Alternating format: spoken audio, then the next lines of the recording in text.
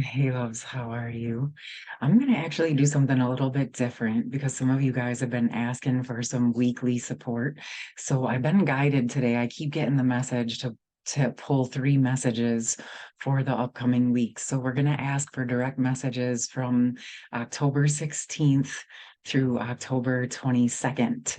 Okay, I think I spoke in my last video about how I kept seeing the 22nd. So I feel like this is going to be a big week.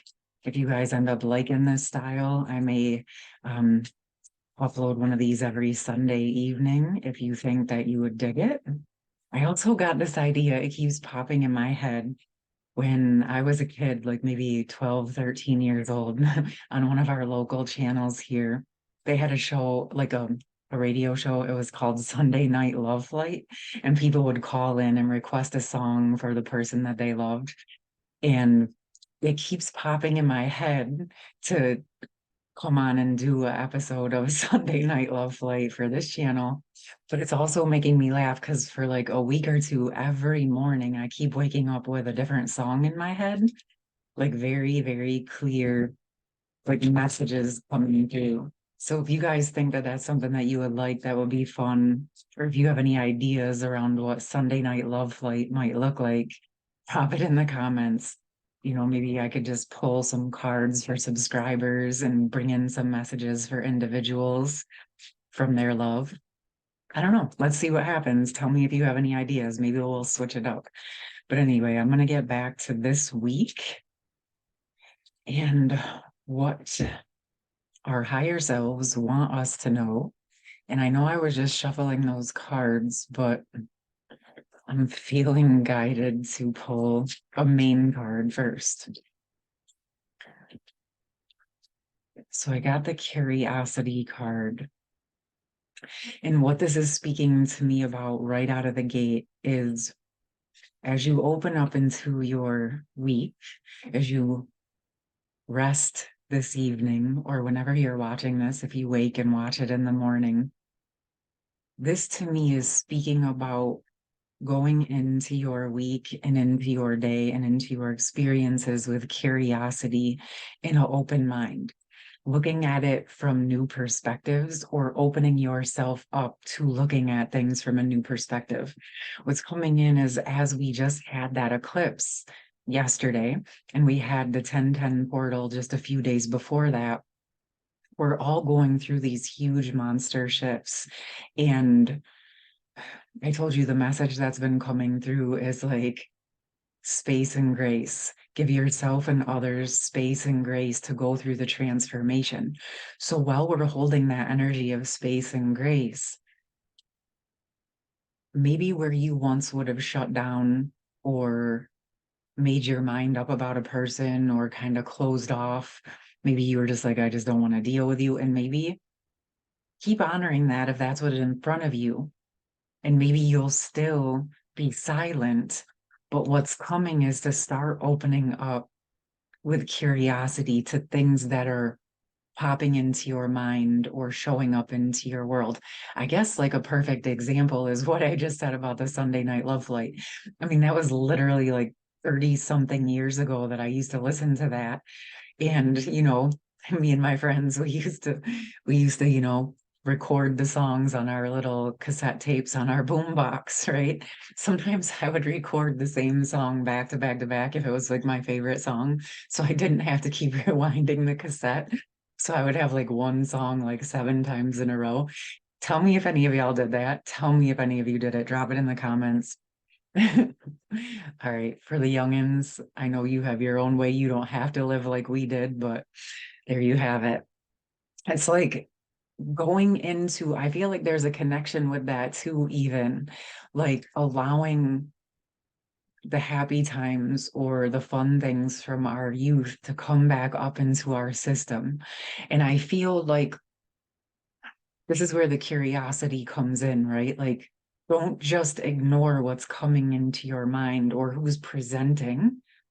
Even if you don't outwardly do anything about it, allow yourself to ponder it with curiosity, with an open mind, with an open heart, just like we did when we were kids, right? We didn't have all those preconceived notions about everybody and everything you just go into it open-hearted and excited about life. So let's bring some of that back this week.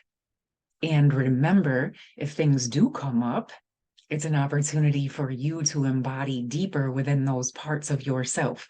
But if you can open up in curiosity to just see what happens and what presents, I'm actually sensing that some of you may even have people from your past show up this week, maybe from middle school, high school time frame. That's just coming through for some reason, but just paying attention to what it might bring up. And what's also coming through is sometimes we've shut parts of ourselves down from those times because, those preteen teenage years can be intense in the sense that we're discovering ourselves, we're trying to fit in, we're trying to understand who we are as, emerging adults, making decisions for ourselves, understanding a lot of things, right? And then there's the pressures of a lot of external, like peer pressures. Okay. So what I'm sensing is I'm saying that is if it does come in and if it's normally a situation or a person or a place or a thing that you would avoid, or maybe an aspect of yourself that you may avoid, when I first started getting into all the spiritual stuff, I was in one of those, you guys are gonna laugh at this, okay? But it was years ago, but I was like, into this idea of like spirituality had to look a certain way. And as a result of that, I was like embarrassed of some of who I was when I was a kid. But now I've learned to embrace all of those parts of myself, hence all of the things that I'm talking about. Like it felt funny to go into, all these spiritual places where we're meditating and folding our hands and praying and to say, hey, yeah, when I was in high school, my nickname was Gangsta. I mean, it was a joke, but the whole point is, right? It was the energy. It was, I wasn't fully loving those parts of myself at that time.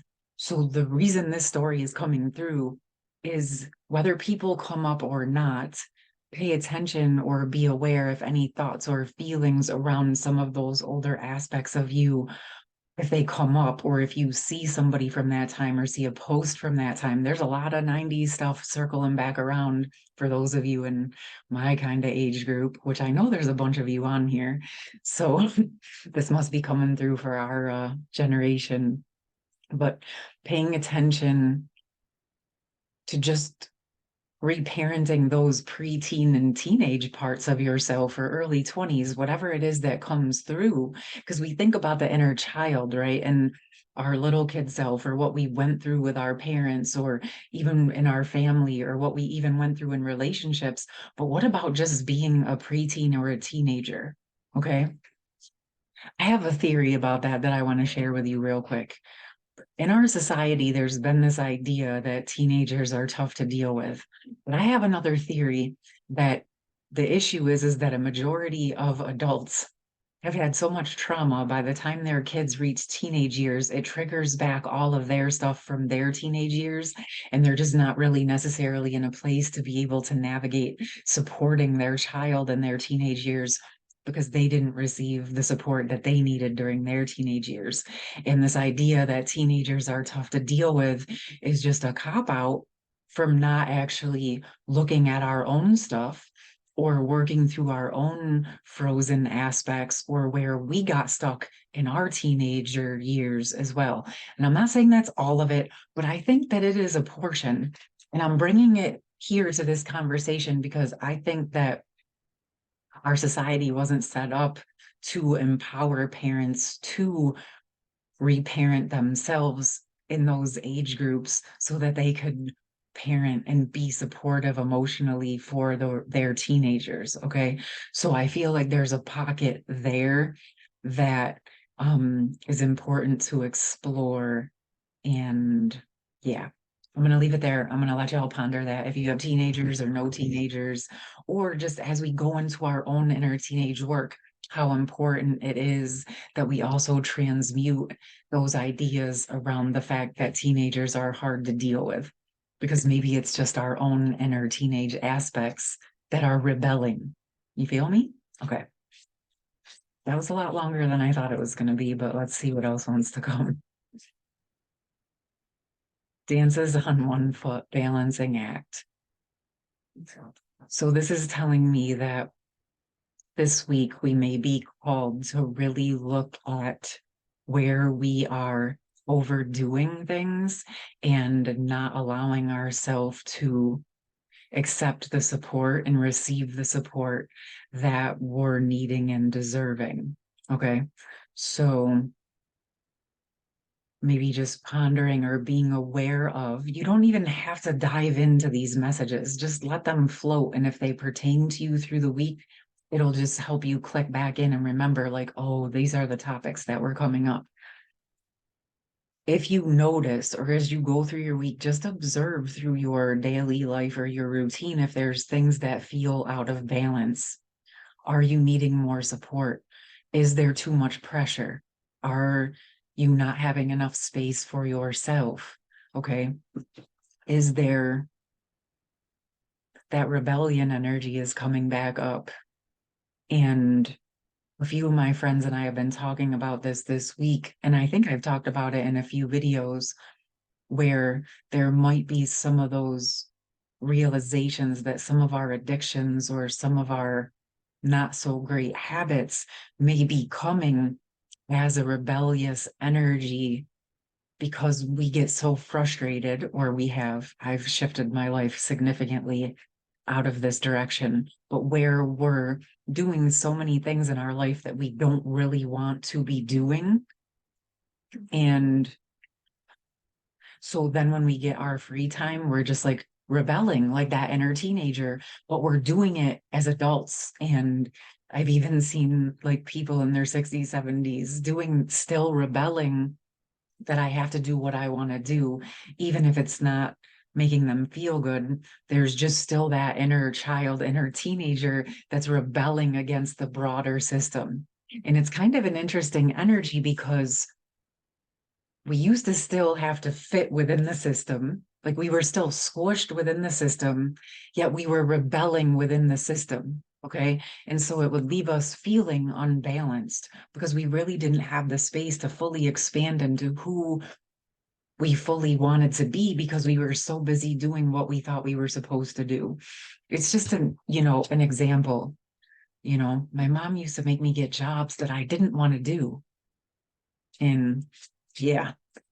So now, as a 46-year-old, I still rebel and that in yeah. Look at, I can't even talk. I just literally still repel the idea of getting a traditional type of job, right? Oh yeah.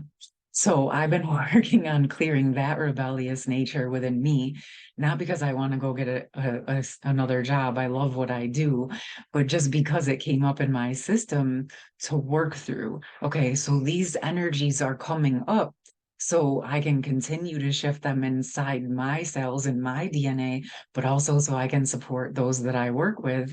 And I'm aware of what people are experiencing and unraveling and moving through at these times. So it's just coming through. If you're not super happy with your day to day and your routine and the things you have to do, maybe start to look at where you can make some changes. Okay.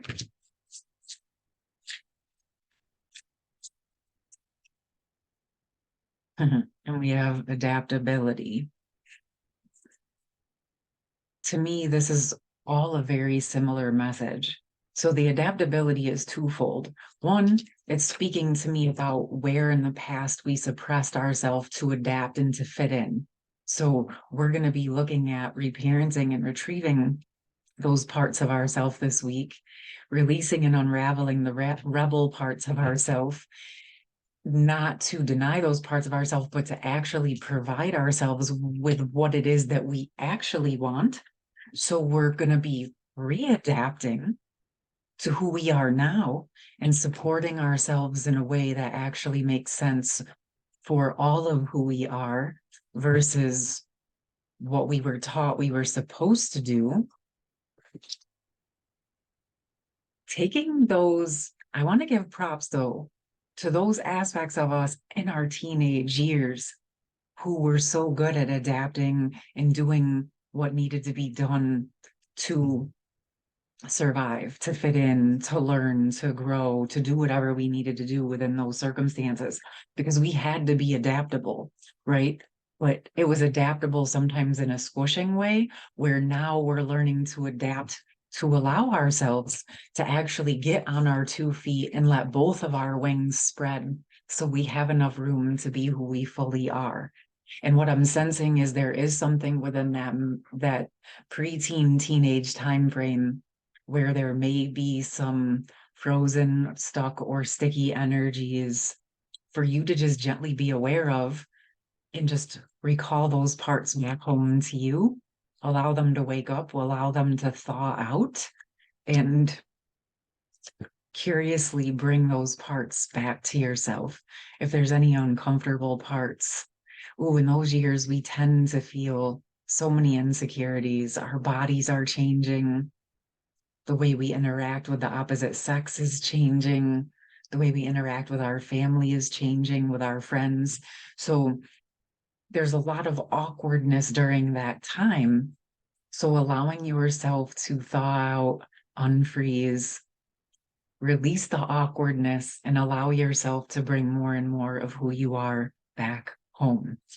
Didn't expect this to be so in depth, but there you have it. I hope that that was helpful.